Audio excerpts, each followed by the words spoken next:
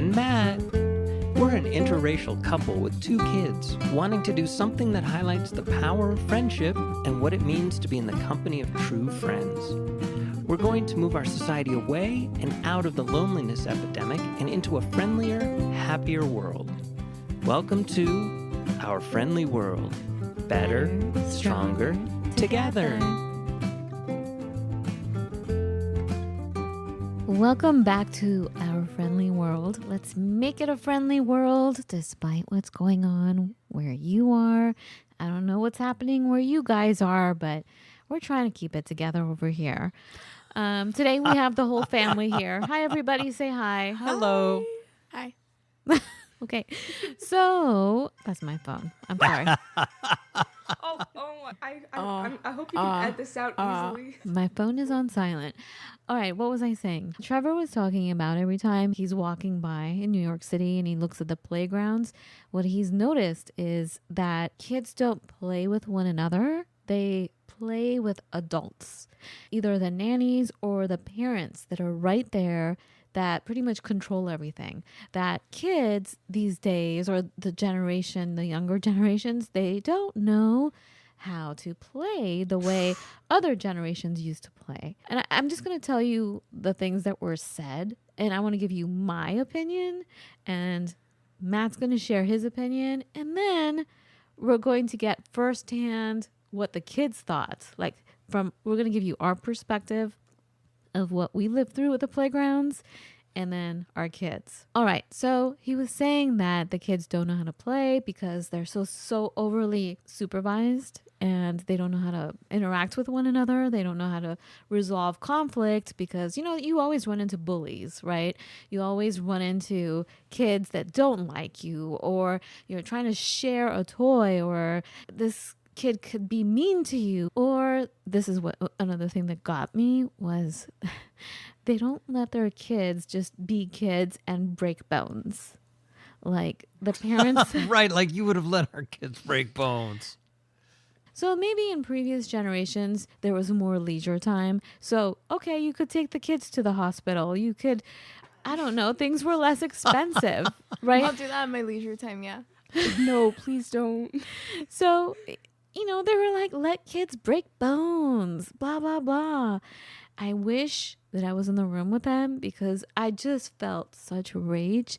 I just disagreed with everything they were saying, even the expert that was on there. What I want to say is, first of all, if there is trauma, like a broken bone, bones, whatever it is, or even bullies, should we start with talking about the bullies first? First of all, I want to say it's a cultural thing. It's not the parent. It's not just the parents, because I definitely have talked about this many times about how it's the parents who don't know how to make friends and then they pass it along to the kids. Because one of the things we always heard, Matt, correct me if I'm wrong, was, because we noticed the trouble with making friends. Like it happened pretty much really fast. I don't want to say overnight, but kind of. This loneliness epidemic. It happened really fast. And when we noticed it, we thought it was just us. Maybe we forgot something. Maybe we didn't know how to make friends. Whatever it is, we blamed ourselves. But the more we spoke to people, the more we went out, the more cities we lived in and experienced, we realized, whoa, this is something that is occurring in our culture as a whole. That there are lots of people who are lonely, they don't admit it. And we would try to talk about it. We were told, oh, don't worry, you'll make friends when your kids get older. They will make friends and then you'll become friends with their parents. And we were like, no, it should really be the other way around. That is a terrible example. Our kids should learn from our relationships. Yeah. Yeah, absolutely. Completely understand that. I have a bone of contention. Okay. What's a word that would mean that? Whatever. I take exception to. I take exception to so many things. Why is Trevor looking at all these kids? Well, no, he actually brought that up. He's like, it's not like I'm standing around in a playground because, adults can't really do that unless you have a kid. Adults shouldn't be hanging out at playgrounds. No, but it's New York City, so he was walking by looking at the playground. It's the parents who don't know how to make friends, and then they just pass it on to their kids. We were very outgoing. You and I. Yes. We were so I'm totally using the word desperate to make friends.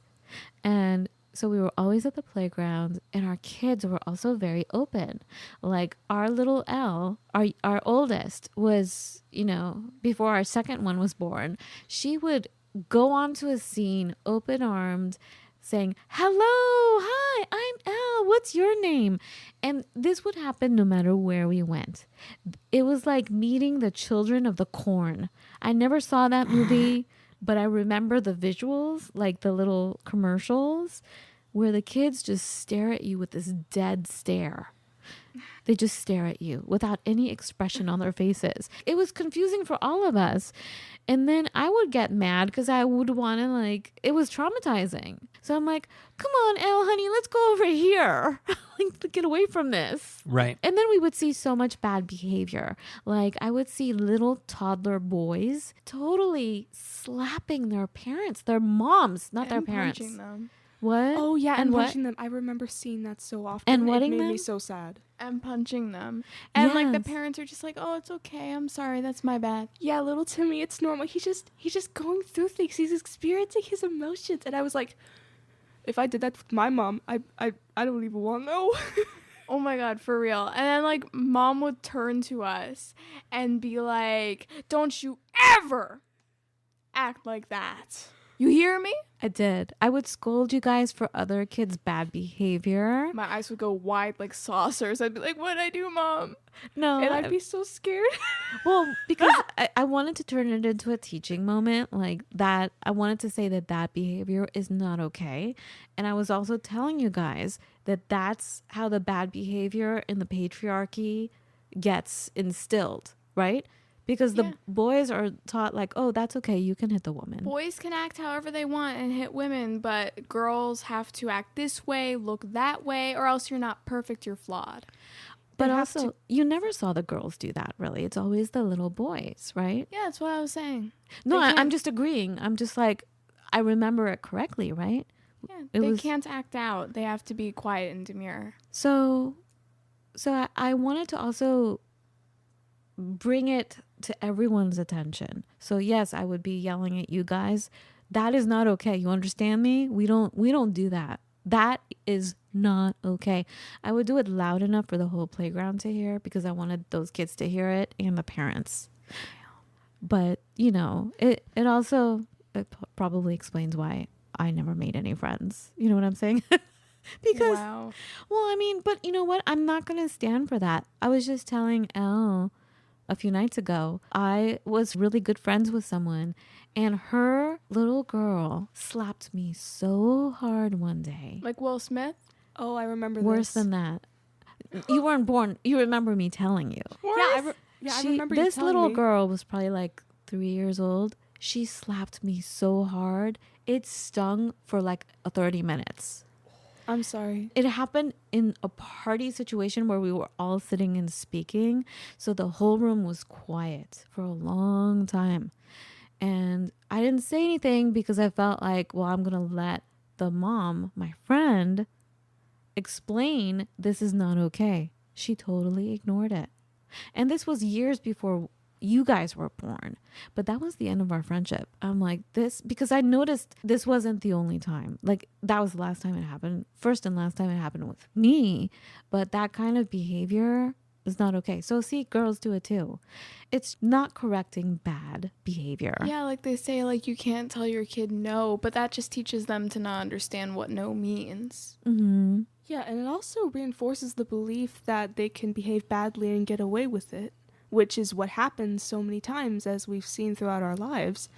Even now, they grow up to think that they can get away with everything, and now you really see it. They genuinely believe that. It's sad. And who wants to be friends with that? I don't. I mean, anyway. So that's qualm. Is that it? I have a qualm with? Qualm works. That's the word I was looking for. So that's one of the things that I contest. The other thing, Trevor Noah, is, I do not want my kids breaking bones because guess what? Just going to the pediatrician just as a colored person, for me, as a person of color, it is traumatizing the way I get treated by every doctor. It's different when your dad goes with me because he's tall, blonde, European looking. They're always scared of the tall white man, so they never say anything. Never. They're very good when dad's around. Also, dad's a metalhead and he kind of looks the part. It helps. He looks very intimidating. Oh, yes, he does. And it's helpful. I'm a putty tat. But the thing is that dad's always working. So 99% of the time, I'm taking you places, right? Yep. And so the treatment, you guys have only seen half of it because a lot of times they'll take me into another room and scold me and treat me like the biggest pile of garbage. These are the doctors and nurses. Oh, Ma'am. There go our limes. That was bad. I just dropped everything. Let's take a moment. Yep. Quick break, folks. You should totally keep that in the podcast, though. I will. Like, that's kind of funny. Oh my god, the bowl landed on its feet. Oh my god, it did. Let's bowl? put the bowl on the table. Kitchen table. What bowl? This The bowl. wooden bowl. The wooden bowl. Where'd the bouncy ball go? I saw something roll under the Oh, I see under it. the table. All the way over there. What found another line? It's like an Easter egg hunt. Is this all? Just release the pod. Welcome to our family. Have a nice day. We had these tiny key limes and now they have rolled in every direction. Another one. Okay. Should we just forget it? You guys come back, everybody. Folks, I found another lime. It was by the cake stands. Oh. All right, I'm making my way back. Everybody calm down. Can I take some more I'm not a robot juice? It's Elle's. Oh, can I take some more? All right, can we please, everybody come back? I forgot what we were saying. What was I saying? Oh, okay, Trevor Noah breaking things. Isn't that funny? Yeah, Was I talking about breaking No, you were things? talking about the doctor's office, how they pull you aside and then criticize you. Okay, even with health insurance in the United States, even when you have health insurance, going for a normal checkup or anything actually is so much money. So breaking a bone, I mean, what? Like, okay, now we have to take out wisdom teeth, right? Yeah. We have insurance. We have the best insurance. Guess what? We need to pay still out of pocket $2,000 yeah. after the fact. That's a lot of money. Yes, it is. And not many people can. What was that? ASMR? So anyway, so breaking bones and stuff, Trevor Noah and all those people who say, oh, let your kids run wild and break bones. First of all, there's no time to what? So now there's more time taking off from work, which we can't.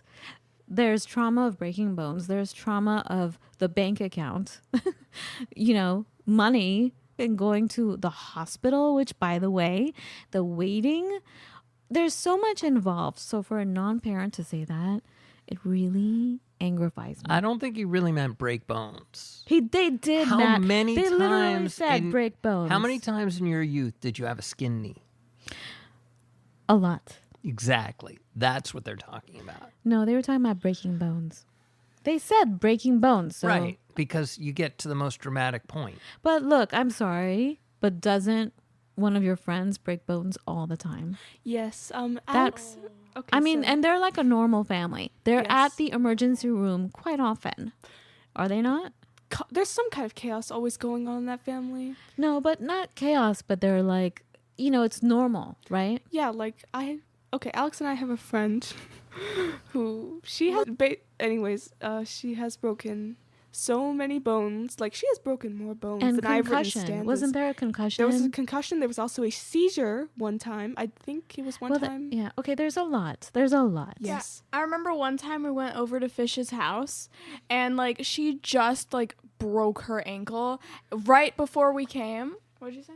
Yeah. What? Anyway, so basically she started doing gymnastics With a broken ankle. with a broken ankle, and the lump was so huge. It was crazy. Yeah, she was doing aerial hoop exercises because she had just gotten enough money to buy one and it just came. So she showed us what she could do. And the whole time we were there, she kept saying, hey, look at my cartoon bump. Have you seen my cartoon bump? Look at it. Have you seen it? Look at it. Look at it. Look at it. I'm about to cry. I'm in so much pain. Look at how fast I can go with my crutches. That actually happened.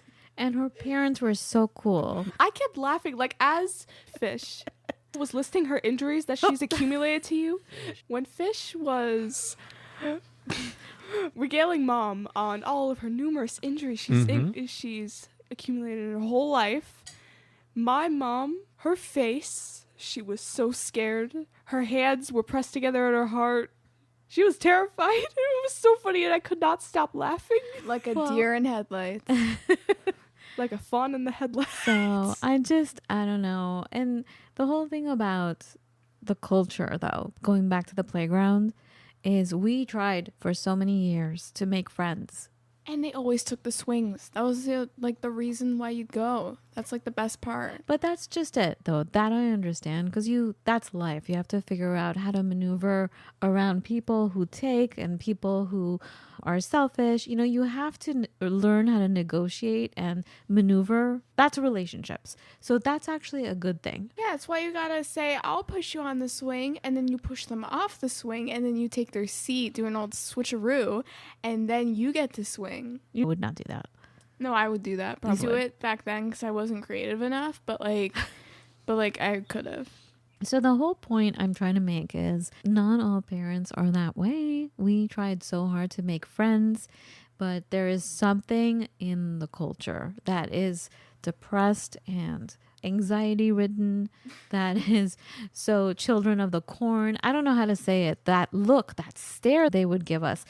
And I just oh, the birds. I just want to say that there's something else going on. The thing I blame parents for is they don't know how to make friends, and they just pass along that kind of behavior to the kids. So what was your impression? What do you remember from back then? Well, I remember being invited to a birthday party or something, and I would just pick whoever I thought was the prettiest, and I'd just follow them around the whole time. And they'd be kind of just running, and I'd be chasing them the whole time down the slide, up this, down the other thing. And if they went to the swings, I just stood near them. And everyone thought oh yeah, they're playing. Everyone in this family thought I was playing with them and I was getting along with them until a couple years ago when I was no, I was literally chasing them. Because literally the whole time I'd just pick someone and follow them. Yeah, even me, because I was always on the sidelines, one of those parents that's always there to make sure everything's okay. But to me, it looked like they're playing together. They like playing together. And then later I found out that they were ignoring you, that you were just literally chasing them. And they were not, it was not reciprocated. The kindness, the fun-loving, open-heartedness was not shared. Is that right? Yep. So as we're talking, we're also texting friends in France. That is correct. Yeah, that's all Elle's doing right now. That is not true. So That is correct. So Elle is texting what we're talking about, and we're going to get the perspective from the French side. Can you ask them what their experience was like at the playground when they were little? What was it like for them? All right, I'll ask right now. I'm just pondering a lot of things. One of the things I'm pondering is, I want to say when I was a little kid on the playground, it was all about climbing here, getting on top of this, sliding down that. It wasn't a group activity, at least on a what do they call it? The jungle gym? The jungle gym. There you go. The playground equipment. Unless it was a seesaw or something like that, like a two-person activity. But aside from that, there was always such a freshness. I didn't go to the park a lot when I was a kid, so there was a freshness to it, to being there, to doing that. And I want to say it wasn't until the later part of my elementary school career that I did, I socialized on the playground. If I wasn't playing a game with somebody, handball, crossfire, whatever it was, Foursquare, I don't know if I was tetherball. I don't know if I was engaging. And I want to say that when I was a day camp counselor, it was kind of the same way, unless they were playing Batman and Robin or whatever it was. Unless, and this is the reason why I think parents being involved makes it cool. I think parents or adults being involved, like there was a couple of times I went inside and we held a tournament of the stick and little, carom. We'd have a carom tournament or whatever. I think the reason why the kids responded and really wanted to do it and whatnot was because I would be absolutely fair. I think that there's a likelihood when kids play, they cheat. There's the alpha and the not alpha. So, for parents to get involved makes it fair. Yeah, but yeah, and in that case, I want to say parents shouldn't really get involved because there is no fair, and that sounds exactly like the corporate world to me, is that kind of behavior. So you have to learn how to maneuver that. I want to say, to this day, when adults get involved, they're bringing their own garbage and baggage with them. Like, I remember in elementary school, I was in second grade. Yes, I was in second grade. I got into a fight with this boy on the playground, and it was so explosive that once the bell rang like it was over and we had to go back to class, everything stopped and there had to be a conversation about our fight. Oh. And it was made into a racial thing, and it wasn't. Oh, dear. The boy was just awful. So we got into a huge fight. And they turned it into a racial thing or a cultural thing. And it wasn't about that. The guy was a jerk. You know what I'm saying? And I wasn't going to take it anymore. But I remember being made an example of, like, both of us having to stand in front of all these kids and the teacher bringing it to everyone's attention and how we could resolve the situation. And for her, it was a racial issue, but it wasn't for me. Right. Adults come into it with their own baggage. And sometimes it's not what the kids are going through, and you're adding more things to it. Okay. Well, and then I had one last point. The Children of the Corn comment. Yeah. I think that something that I've been noticing more and more is that I like to afford people the opportunity to grow and to change. And there are points in time where people do that. I think maybe one of the reasons why kids turn into Children of the Corn is because, or this kind of silent, God help me, stoic face in the popular determination of the term, is because kids are only good when they're quiet. When they're infants, you just want them to be quiet. Please, please, please be quiet. And then when they get older, stop screwing around and all the rest of it. And so kids get programmed into them this sense of being docile. It wasn't a docile look, though, Matt. It was a look like all of a sudden they were watching TV. It was just a blank, cold stare that made me shake a little bit, and then it made me feel rage. Yeah, but I would guess that the parents probably don't spend a lot of, if the kids are quiet, then the kids are quiet. So cool. I can be and see whatever it is I want to be and see, be it on telly or video or phones or any of the rest of it. And I don't pay attention to how my child necessarily looks if I'm that style of parent. I don't understand. I don't think it's clicking for me what you're saying. So our cutie patootie is going up to someone saying, "Hi, oh my God, your hat is so cute. I like how you do this. My name is Elle. What's your name?" For them not to say one word and just stare coldly? I don't understand. They literally don't understand what to do, and they know the safe behavior is to be quiet. Oh. That's the behavior that they won't get in trouble with. What do you guys think? Well, I remember when I was a kid, like really little, I would always go up to kids on the playground like, "Hi, how are you? Oh, I love your hat. What's your favorite thing? Do you want to go on the swing?" And they would always just stare at me so blankly or ignore me, or they would like nervous. Yeah, it was kind of isolating on some level. I don't think we ever made a friend at the playground, did we? I never did, no. Honestly, I feel like kids are so used to each other being like that they, to fit in, act like that too. Oh my God, that's so true. Or maybe it's because the older kids do that because, teenagers. And Well- they think it's cool because older kids are doing it. I don't know. I feel like all kids do that, honestly, now that you mention it. So what's the verdict over here from France? What are they saying? What was it like for them? Okay, so her name is Mel. Hi, Mel. She said, I actually loved the playground as a kid, exclamation point. I used to... You don't need to include the exclamation Okay, can we point. start No, yeah, over? you Can we do. No, start- no, it's fine. Keep going. Keep going. Okay. She said, I think I actually loved the playground as a kid. I used to spend hours on making up games with my friends. It felt like a whole little world. So I'm glad. I'm So happy for her too. Like, so that's there was beautiful. a community. Did they?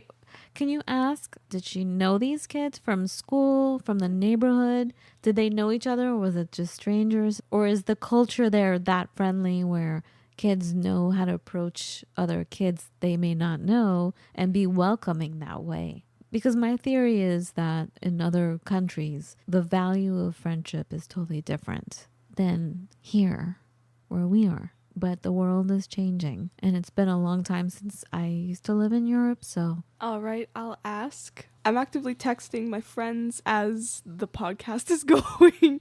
So, no problem. I want to say most places we've lived in, it seems like the only time a random interactions result in communication of any serious length is when both people are captive.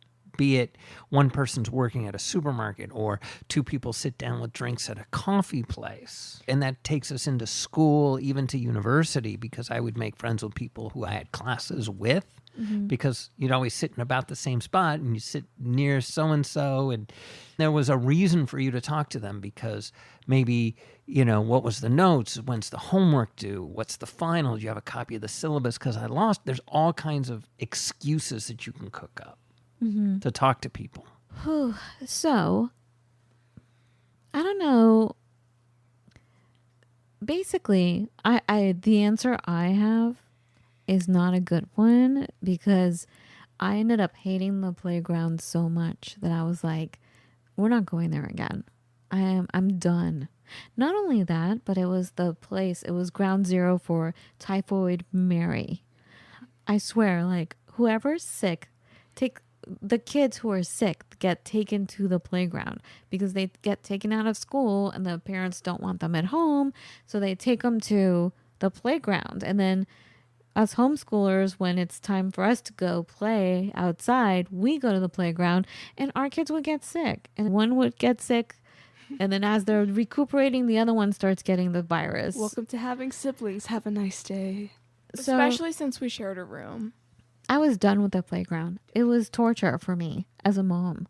I went there. I tried to make friends with the moms. The moms wouldn't want to talk to me. They thought I was the maid.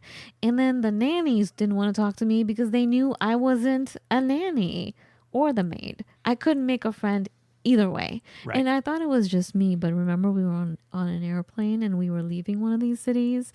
And I ran into a woman from Brazil who was a person of color like me, same coloring.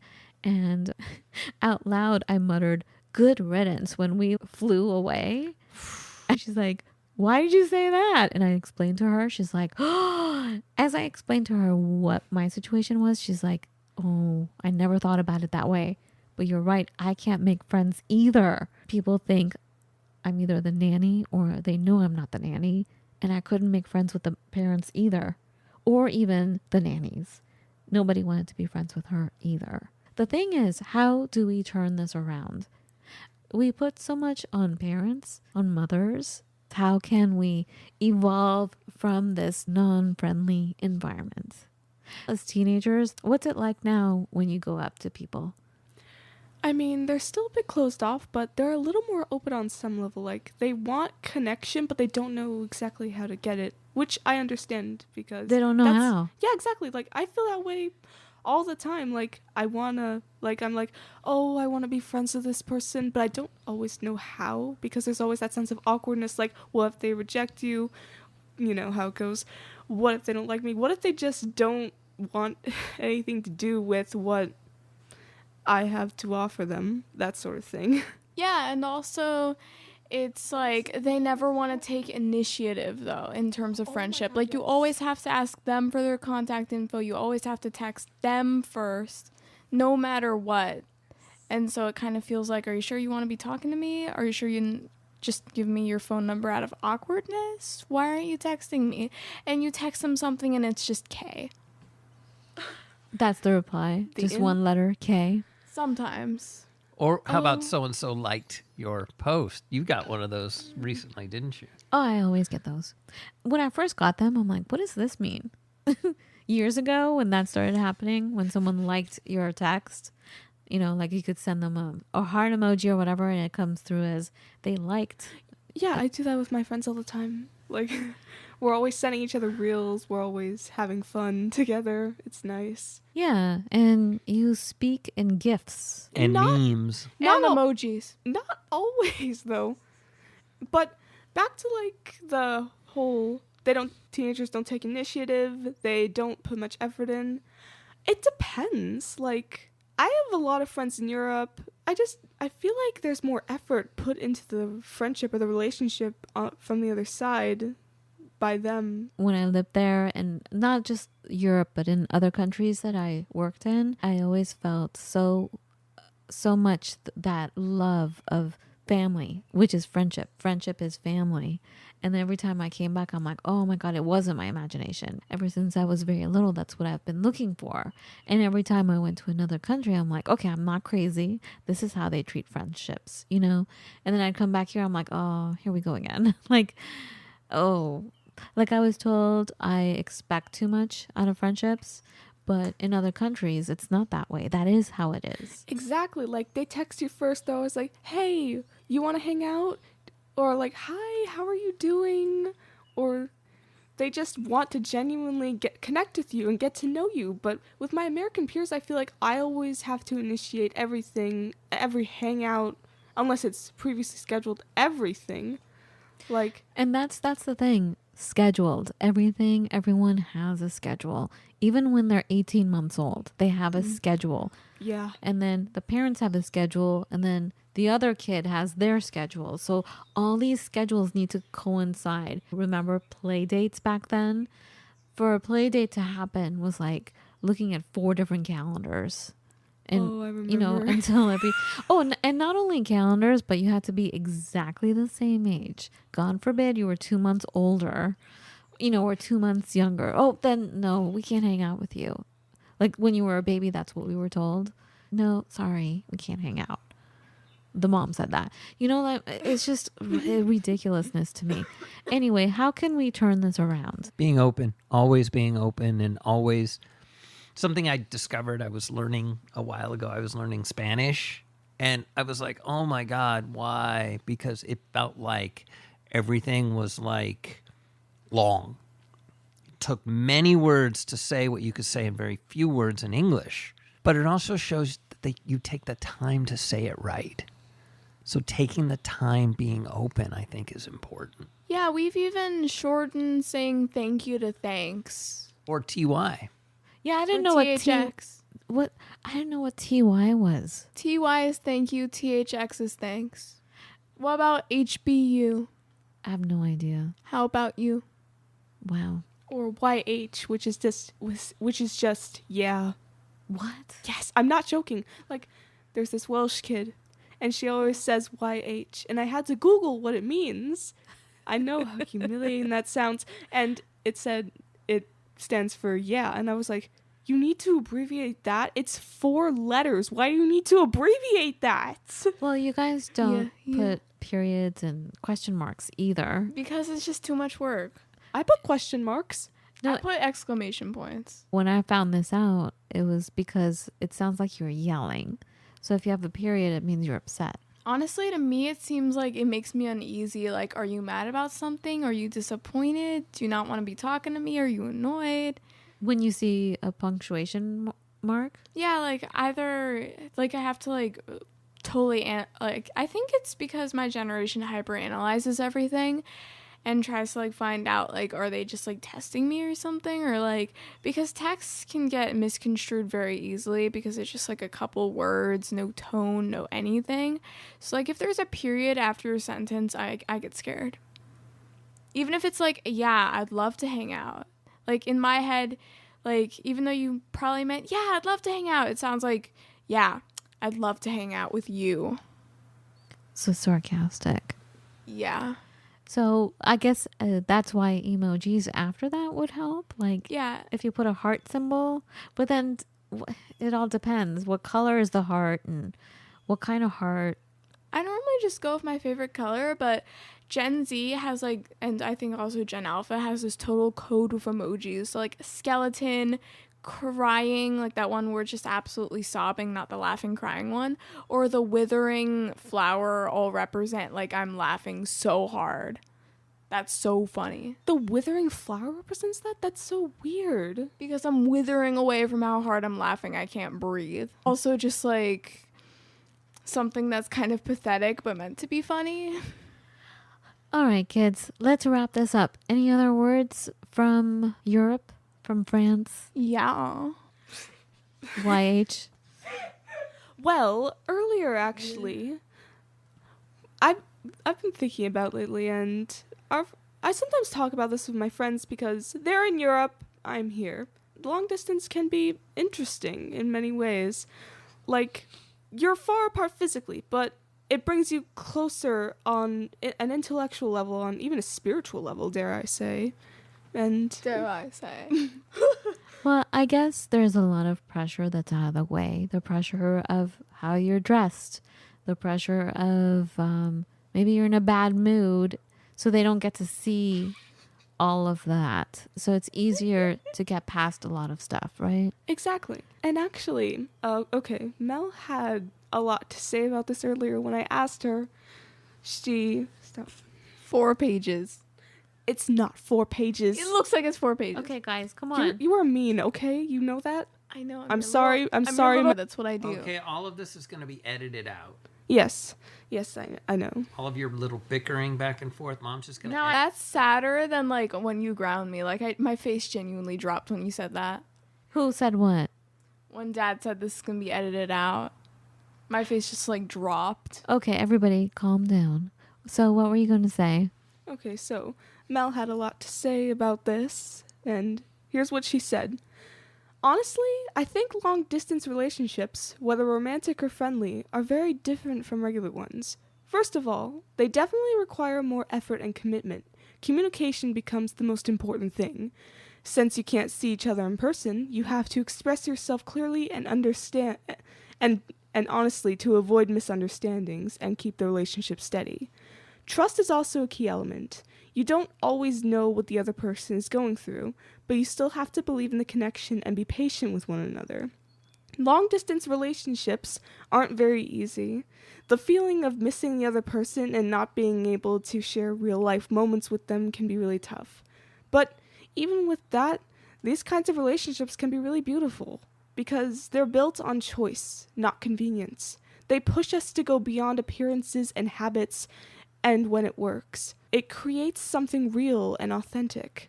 So I believe it's worth experiencing this kind of connection, even if distance is part of it. Those are some wise words there. Yes. And in English, she's French, right? Yeah, she's bilingual. Her How? English is sometimes better than mine. How is her English so amazing?